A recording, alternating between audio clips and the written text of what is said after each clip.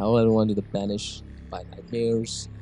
Today, as usual, we are going to do horror stories and without any wasting time, let's just start it. So I was living with my ex-girlfriend in Kentucky, near the mountains. About twice a week, she would go outside with her family, sit on the porch in the dead of night, and just keep watch. I finally asked her what the hell was going on by the third time, and it was to keep the Wendigo and the like away. Now, fast forward about 5 months, her family goes on a trip to visit relatives. She goes along and I stay cause I didn't really mesh with her family. And since they will be gone for a few days, they asked me to put out some candles on the balcony overnight, since they won't be able to. I say sure, but I forgot to do it. Until I woke up around 2 a.m. to a very loud scream and red eyes at our second story bedroom window. I immediately shat myself and rushed to start lighting candles on the screened porch. Turning on all the lights as I go, I swear to God, I saw something rushing back into the tree line as I will start lighting the candles. That was weird, surely. Let's go to the other story.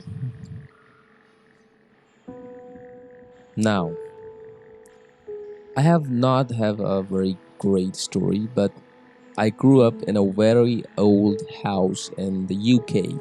I'm talking about 1500s old.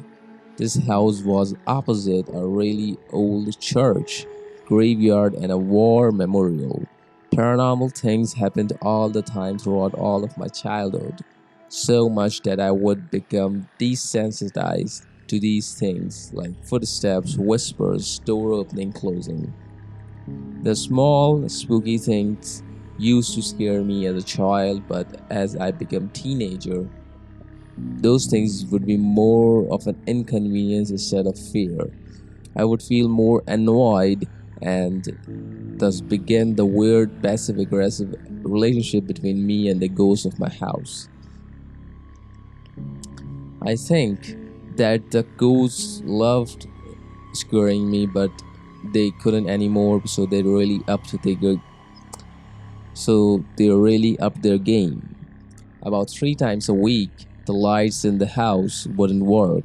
3 different electricians told us that there was nothing wrong with our lights. The lights would also miraculously work when the sparkies came. I wasn't a fan of being mugged off by ghosts. They also started waiting for me to walk towards the door and reach for the handles before slamming the door just before I could open them. This would make me jump and I could tell they would enjoy it. So I start kicking the door shut very dramatically before opening them to take away their satisfaction and saying something saved your job. They really then they would start moving things on tables in front of me only when I was alone. Typical. It was always things like glasses and mugs, so I would be worried about them smashing on the floor, so I would rush to catch them. I think they would enjoy watching me lunge for the objects, so I started using only plastic cups. They would knock the cups off the table and I would just watch, unamused, and say something like, "Oh, big man," sarcastically. They really began to up their game and started locking doors, rattling doors loudly. I ended up carrying my keys around my house all the time to unlock the doors, and punching, rattling doors, and shouting profanities. Unfortunately, and the goes back and forth. I couldn't last forever, and I eventually had to move to be the closer to the work. The week before I left, things got crazy. Out of respect, I would act scared at everything as a sort of last hurrah. It was weird having a weird relationship with something paranormal for so long and then leaving. I sometimes think about the house and wonder how it's doing with the new family in there. I hope it got some good scares. Man, you had a weird relationship with something paranormal. That's weird actually, and that's very surreal. Like, I don't know, man. I would ever do that. So, next story: camping at a friend's family property with a group of friends. They had a huge dingy shop. They had a huge dingy shop full of old tools and old furniture that was super creepy. Dirt floor, clown paintings in the loft. Not even kidding.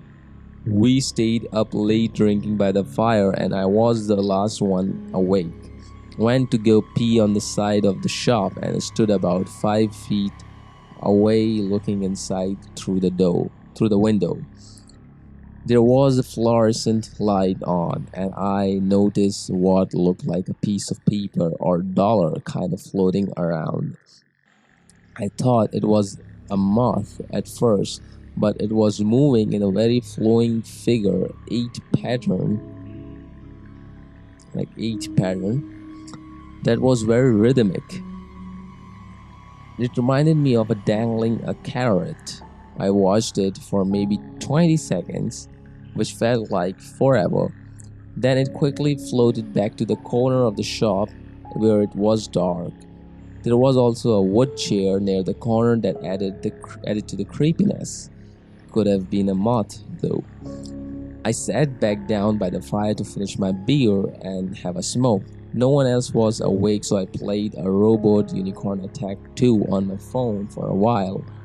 I noticed my friend Mark pop out of his tent to pee, then go to sleep. I decided sleep sounded good, so I went to my tent and fell asleep. The next morning, we were having breakfast, and Mark said, I saw you guys sitting by the fire super late. How late did you stay up?" "I don't know, I was probably 2 or 3 a.m. Then he said, "Who was up with you?" I told him I was the last man standing. He said, "I got up to pee and saw you on your phone and two people over your shoulder watching you play." He said one person looked bigger, so he thought it was one of our friends who was bigger dude. He said the other person was taller and skinny, but none of us are, noticeably tall or skinny. Freaked the hell out of me. We still camp at that property once a year, but I don't go in the shop, and I go to sleep whenever my wife decides she's tired. Man, that was that was if some it's just too creepy, right? Uh, Someone told you that there's two figures standing behind you while you were, on your phone and at the campsite, and there's nobody but you. That should scare you. Well, let's go to another story. This is going to sound silly. Every paranormal thing does for the non-believers. But I can't sell you on how real this event was. I was about 9 years old and I dropped something behind this grand piano my parents had. I tried to get it to it for a while and finally prayed, Lord, give me the strength to move this piano. It's It was on this carpet with no wheels. I literally tried again and picked up this piano and it pivoted like it was a can of soup. I grabbed my toy and placed it back. I was flipping out, I recall. Immediately, I tried to move it again, and it the next day, and it never, I couldn't lift it. It was wild and very real to me. No explanation, and while I'm still a believer to this day, I've never been able to request and receive some divine intervention like that, and I definitely tried on more serious matters. Not sure if that counts.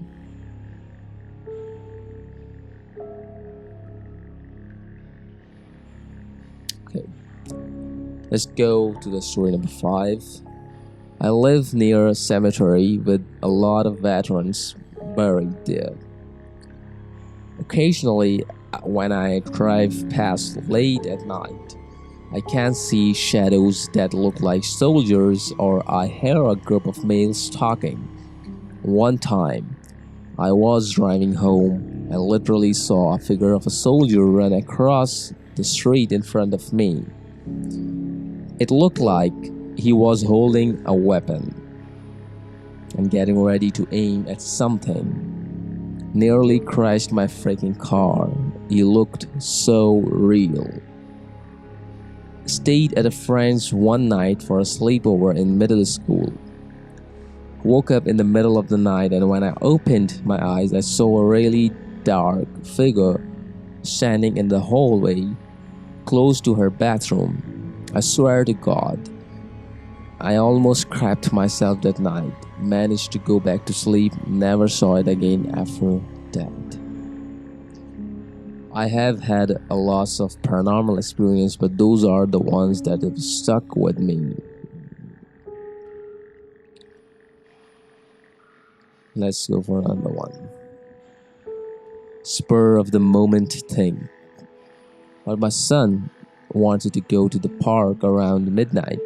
I know, but hear me out.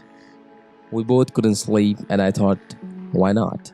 We went ran into the another family who was also at the park at the time as us. Their son was around the same age as my son. They were playing together, and we were talking. They went to the playhouse and screamed at the top of their lungs that there's some kid there with blood all over his face. Recognizing that they were probably just tired or something, we all go sit in the playhouse with them and reassure them it's nothing. Suddenly, they both told us that he's standing right there next to us, and we got freaked out and left when their son said, "This bloodied kid apparently reaching out to us." During this time, her husband was going to around the during this time her husband was going around the park scanning everything to make sure there actually wasn't a kid there. At this point, we thought it would be a great idea just to go home. We exchanged numbers, then we just hurried and packed all our belongings to leave.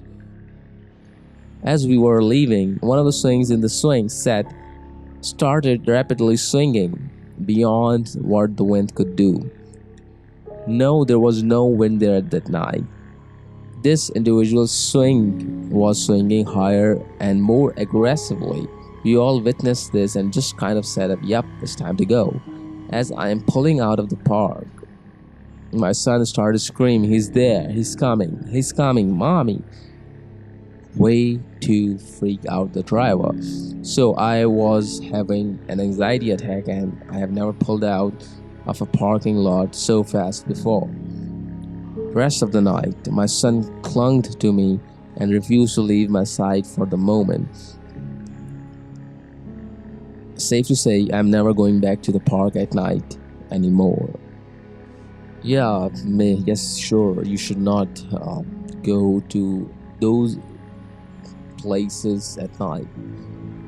Parks, graveyards, you're not supposed to go there at night. There are a lot of things could happen to you. It could be paranormal or something else.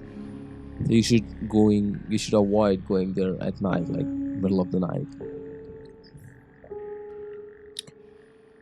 So I was working on my family genealogy on ancestry. I would trace the line back to the Boston in the 19th century and was working on a woman and her family who lived there.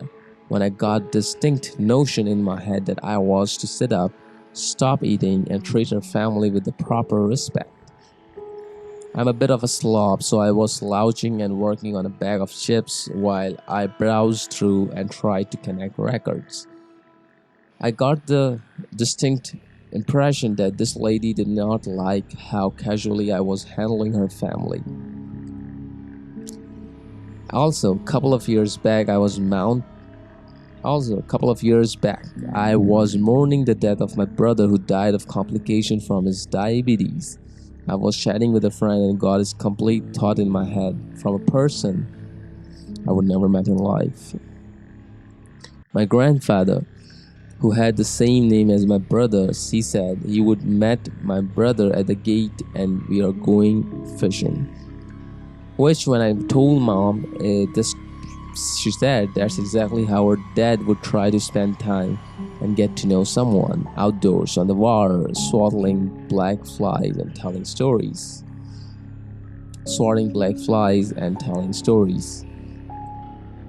It's not like having an actual conversation when I receive these impressions. It's more like getting a text message inserted directly into my brain. It's strange and it takes me a moment to figure out what just happened.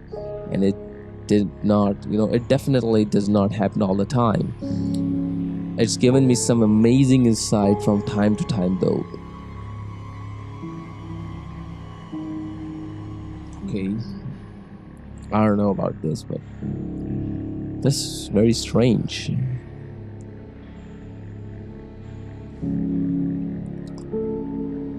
So I have two, I guess you could call them. In 2007, I had gotten a new cell phone and took my old one and just tossed it in a car, and tossed it in a coin jar to die. 8 months or so later, a couple of hours after my girlfriend's mom died, we were sitting on the edge of the bed and all of a sudden I hear a crash. And what I really know is should I stay or should I go? Which was my old phone's ringtone.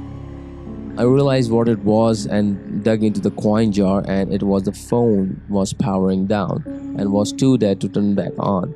Just weird that hours after she died, my phone powered itself on, rang, powered back down.